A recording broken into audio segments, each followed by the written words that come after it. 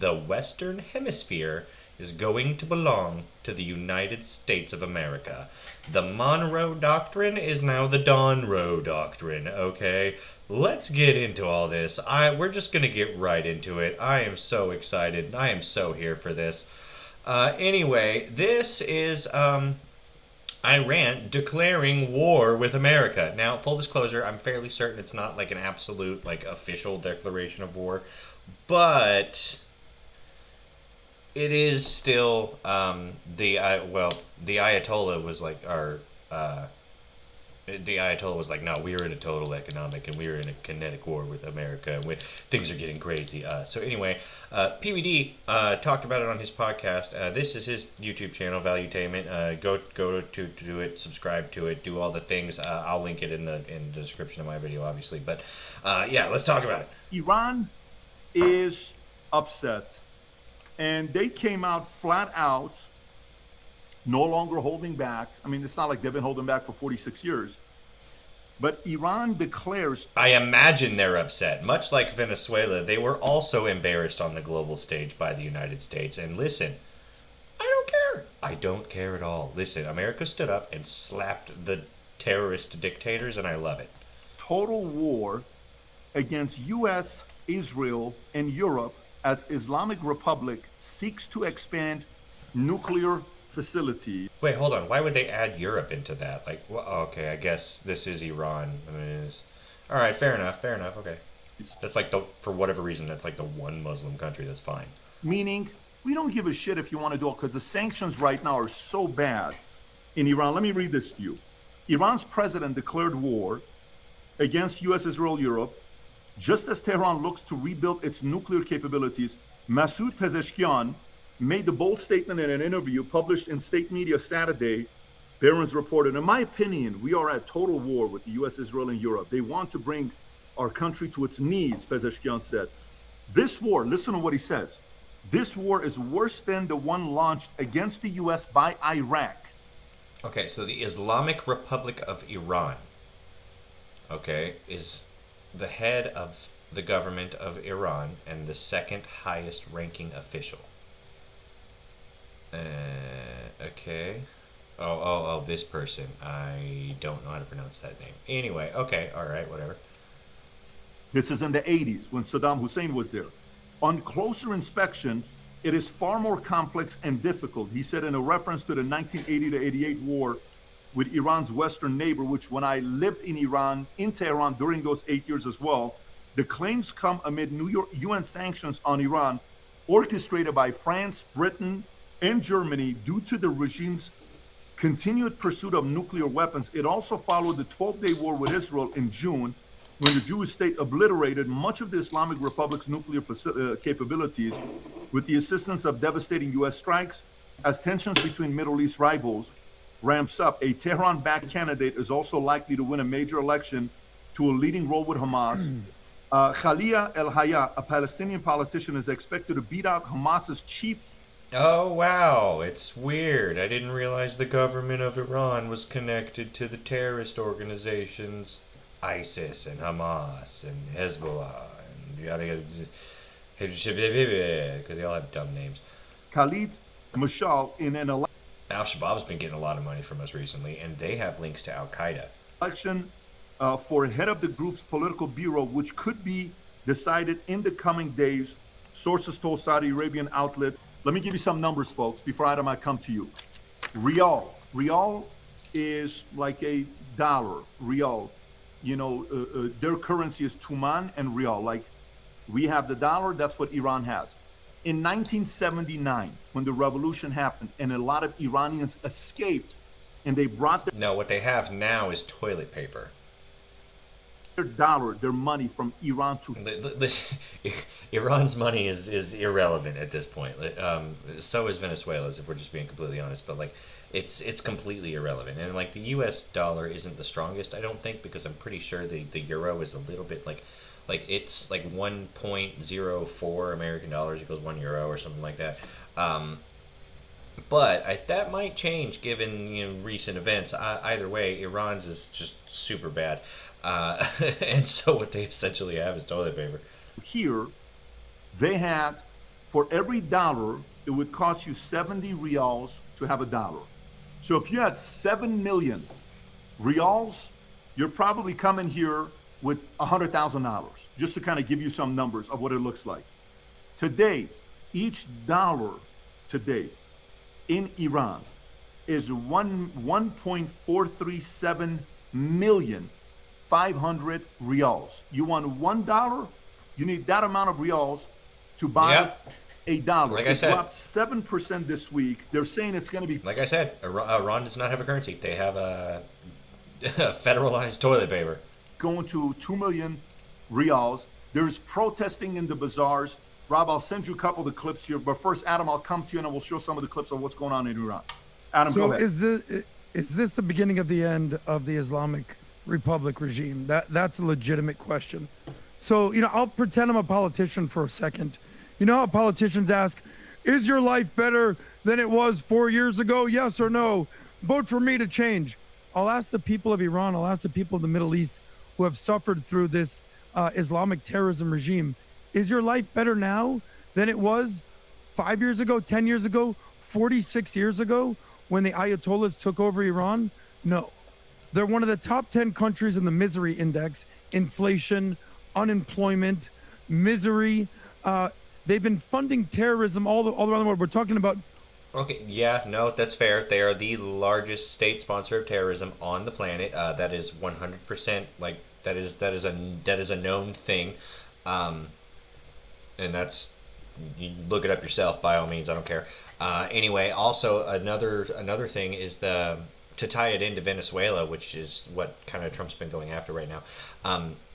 So Iran, Venezuela, and China, all three have sanctions from the United States. And the thing is, if you're going to trade in oil, you have to trade in the American dollar. And given that those three are sanctions, they have to do something in order to get around it, in order to get oil to their countries. So what Venezuela does is it ships its oil out to China. China refines it and then sells it to Iran and like other places, right? So with Trump's blockade and with him taking over the Venezuelan oil and stuff, it's really, really, really hurt the economies of China and Iran both. So they're probably going to be super pissed off with him right now, which is why you see China coming out and they're doing their posturing, we do not condone this, and this is illegal, and you shouldn't do that, and it's other sovereign countries, despite, being literally taking over Hong Kong, which was a different country, wanting to take over Taiwan and claiming that it's theirs. Oh my god, China is such a bitch. Anyway, so yeah, no, what was I talking about? Yeah, the oil that comes out of Venezuela goes through China into Iran. So now that they're not getting that, their economy is continuing to collapse even more than it already was, because it was on the brink of collapse for the longest time, just due to the destabilization and the tyranny that the Ayatollah was inflicting on the Iranian people, who largely didn't want it, but there's nothing they could do about it because, again, largest state sponsor of terrorism, they will kill you if you object to them, like legitimately. So I think it's an absolute W what Trump has been doing, and if dude wants to say that he wants to go to a war with America, despite losing all of his wannabe nuclear stockpile in one night because America doesn't play. Waste, fraud, and abuse that's going on in Minnesota, Somalia, California. How much waste, fraud, and abuse has happened in Iran, funding terror networks all over the Middle East. All of it. Like, literally all of their economy is funding terrorism, for real. It's all over the world. What is not necessary to keep the people alive, for the most part, They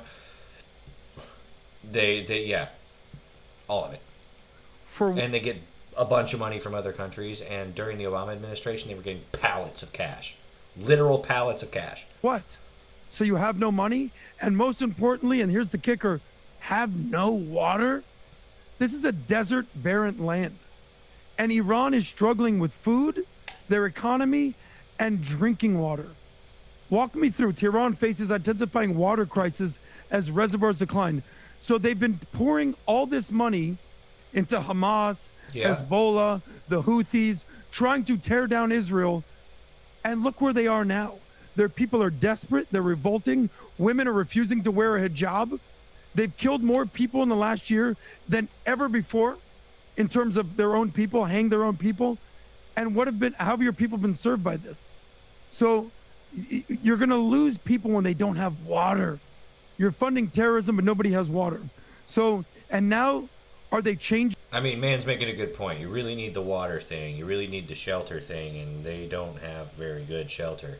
You really need food thing, and they have regional food, but like they don't. Come on now. Nobody's gonna walk out and get a hot dog or anything. You know what I mean? No. So like, yeah, no. You really need to do something to help your citizens, and it seems like they really just want to fund the terror organizations around the planet, or at least their current government does. Now, if they can do something to overthrow that current government and install their own democratically elected, like what happened in Venezuela, it's just it wasn't allowed to happen. I think that would objectively be a good thing. Iran could be great. It probably sits on quite a bit of resources. I haven't really looked into it, but given its region, it probably does sit on quite a bit of resources, unless it's been mined already. Are they shifting ideology? They're doubling down on dumb now. Now they're saying, we're going to full-on war against America, Israel, and Europe. You just got your ass kicked, Islamic Republic of Iran, and now you want to double down and try to reduplicate your nuclear strategy. The Ayatollah. Listen, Iran, do not do that. Please do not do that. Okay, as much as I am fine with you choosing and electing to turn yourself into a parking lot, I don't want that to happen. That would be a tragic loss of life, and please do not try and build nuclear weapons right now. You really need to stay away from that, and if you insist on it, you're gonna get hurt. There's gonna be more planes coming from Missouri, and you're not gonna know about it. Listen.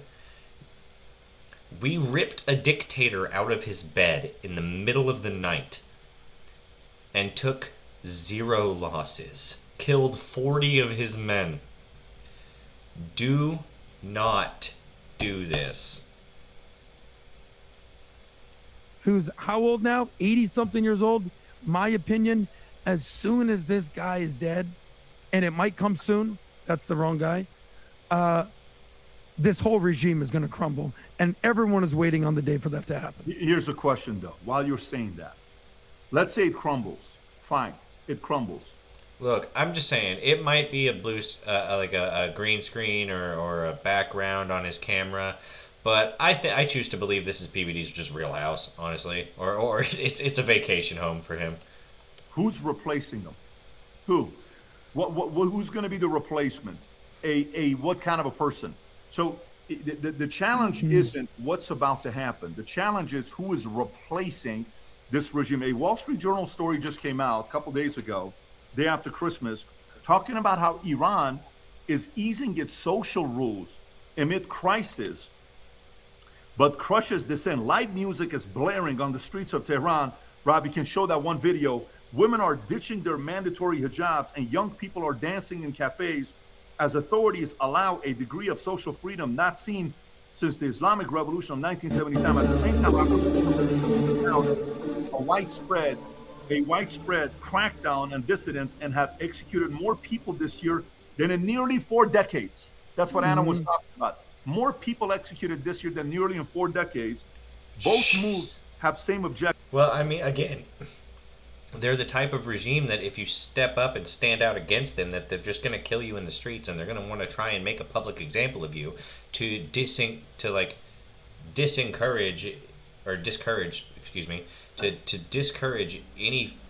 anybody else from that kind of behavior.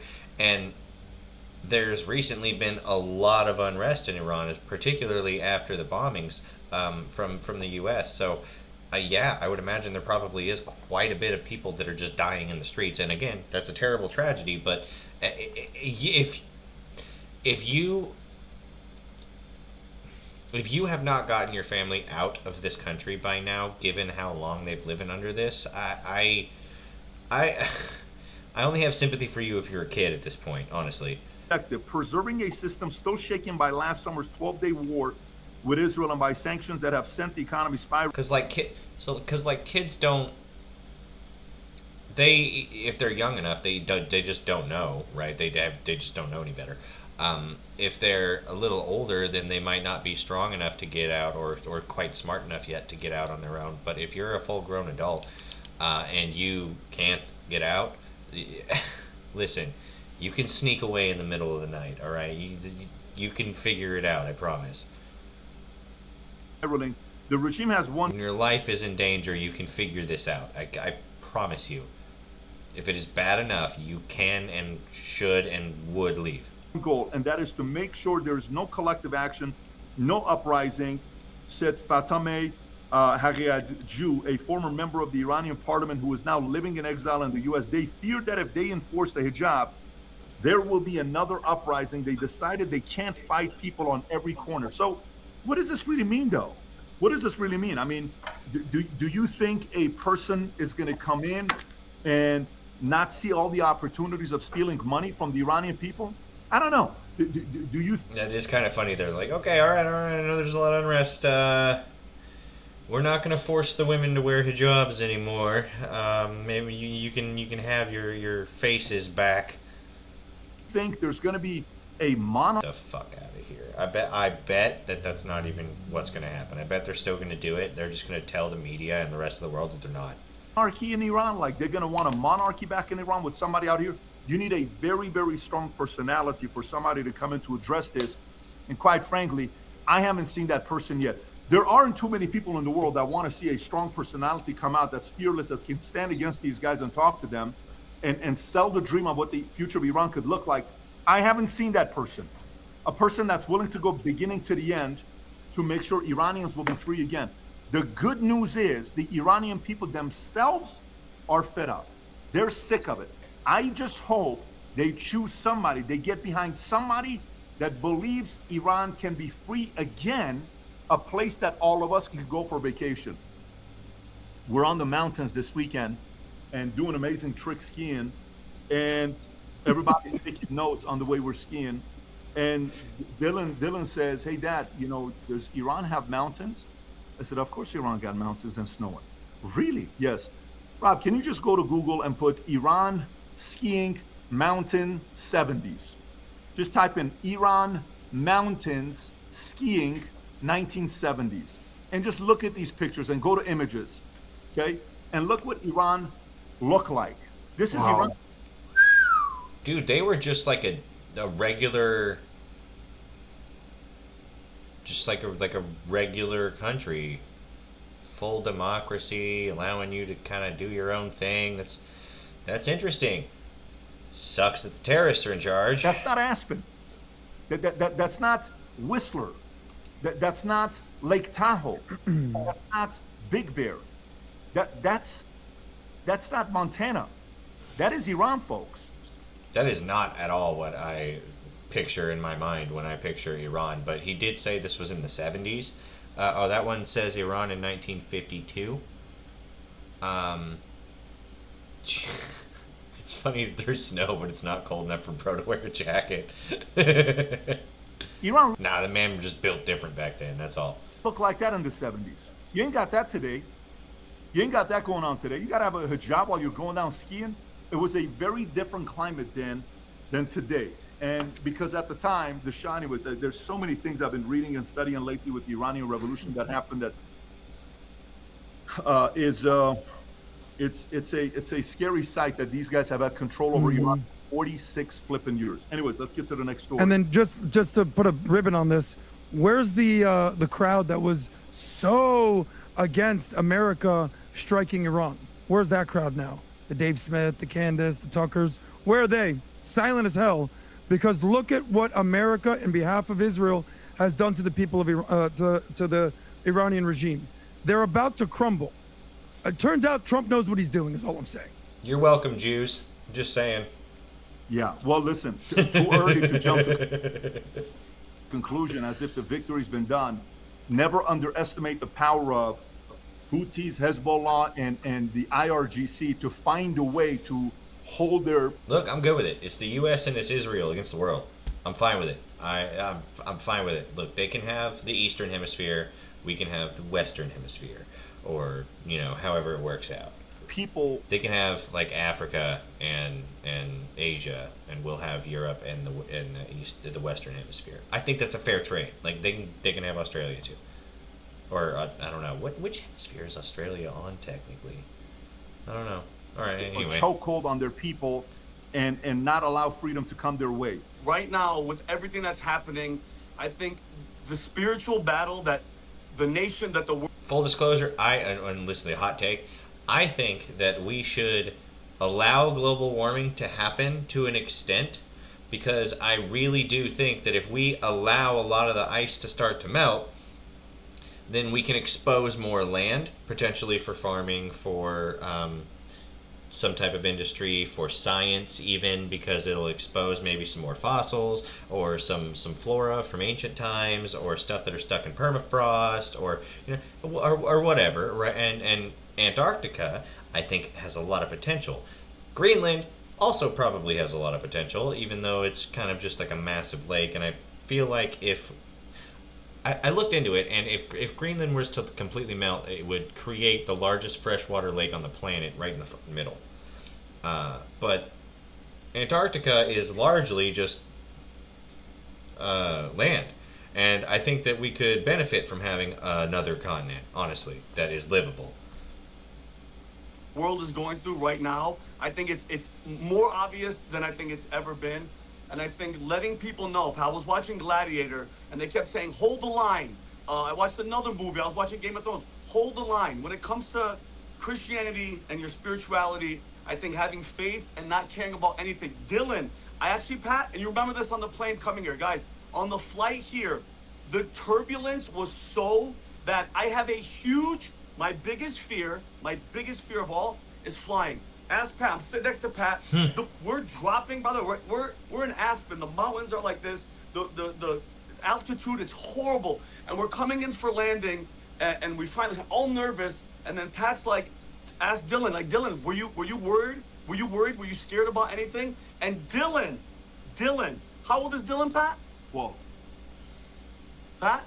12. He's 12 years old. Okay, Lumsden Showman. 12 years old goes, Dad, no, I'm not afraid. I have faith. Because I'm not scared about anything. Because if anything, God forbid, happens, I'm going to be with God and Jesus Christ in heaven. So again, wearing this shirt, guys, I can't tell you how many messages I get of people seeing the back of Faith Over Fear, and people like, hey, what does that mean? What does Hebrews mean? And then the conversation sparks, and I learned from Dylan at 12 years old, in that moment, what do you have to be afraid of? Nothing. Nothing. You have nothing to be afraid of if you have faith. And yeah, we have the Faith Over Fear hat. Boom. Just like that. And the Valuetainment. Guys, I rock this all the time. And yeah, if you want, go to vtmerch.com and rock it. If you enjoyed this video, you want to watch more. Okay, yeah, no, so, yeah, Iran, well, the president started talking shit to the U.S., essentially. I'm not going to say that they're, like, declaring war on the U.S., because that's not really what's happening, but he is talking shit to the U.S., and so the U.S. basically enacted probably some secret CIA plan that allowed their regime to begin to collapse, right? And so, yeah, Iran does not like this, and whenever you speak out against them, they will kill you. Iran kills protesters in the streets. So says Mirror Now, which is I believe it's an Indian news network. I'm not really sure. I don't remember exactly. But deadly protests erupt across Iran. At least 35 killed, 1,200 detained nationwide. When you protest against the regime, when you protest against the Ayatollah, when you protest against Sharia law, they either kill you or they throw you in the jail cell and then kill you later. It's honestly, it's predictable and it's tragic and it sucks, but if you still live here and you've lived here for 30 years under this fucking regime and you are not a child, that is your fault, and I don't really feel bad for you anymore. You have had a billion chances to leave. I know it.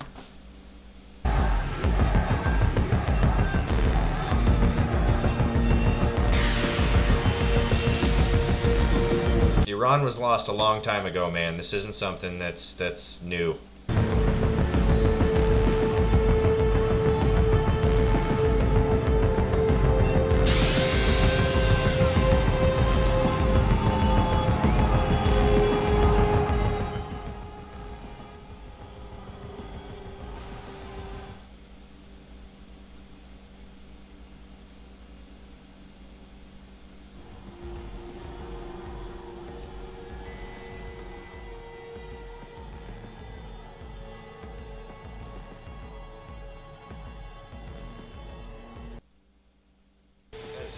listen to. I'm sorry.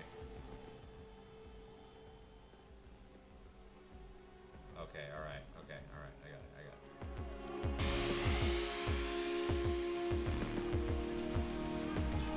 I got it. Okay.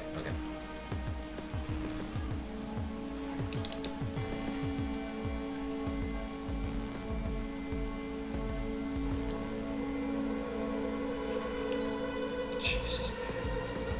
And this is what they do. And this is what they do every single fucking time. Because they're terrorist bastards.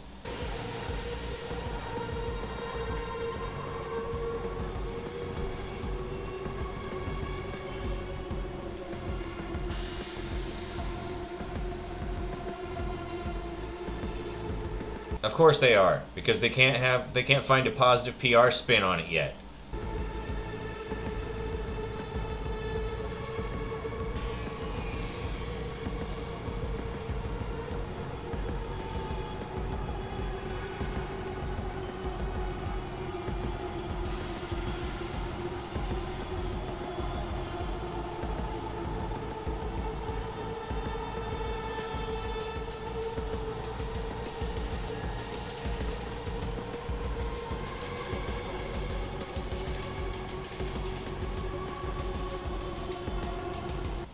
They are getting tired of your bullshit.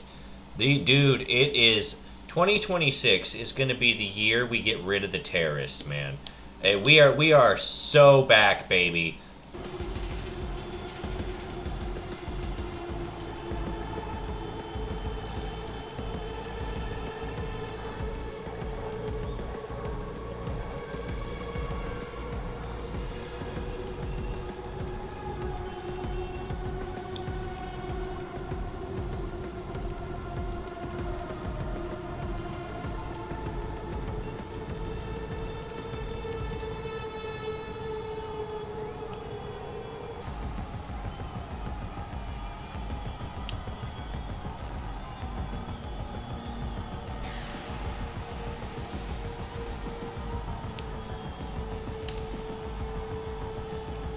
Yeah, no, they're tired of this oppressive behavior. And you know what? It's more than that, because she was detained because she wasn't following the hijab rules, which means not only are they tired of your oppressive bullshit, they're tired of Sharia law, which is a good fucking thing, because Sharia law allows men to beat their wives whenever the fuck they want. Sharia law forbids women from going outside without a man present. Okay? It's and they want to enact some of that crap here, too. Like, it's insane. That's the crazy shit that the U.S. is doing right now. And honestly, I'm so fucking here for it. I am absolutely here for all of the American expansion. I've been calling for it for a long time. I'm not riding anybody's coattails on this. They're riding mine, if I'm being completely honest. They just have larger voices than me. But that's okay, because 2026 is going to be our year. 2026 is going to be the year that we make... tens of fans on this channel, damn it. Yeah, alright? You watch. We're gonna do it, damn it. Anyway, definitely follow and subscribe. Definitely, if you're on YouTube, go to youtube.com/Cestal/G2D. That's right. If you are tired of YouTube, you can always go to Rumble, and you can go to rumble.com/Cestal. And you can also follow me on X at real_Cestal. And you're already here on Kick, so that's really cool. Definitely go to Kick and follow me for weekly streams. All of these videos are streamed weekly, once or twice a week on Kick. Come and see me live. Come say hi. I can't wait to hear from you guys. And I hope you have a good next couple of days. I will see you on Sunday. Bye.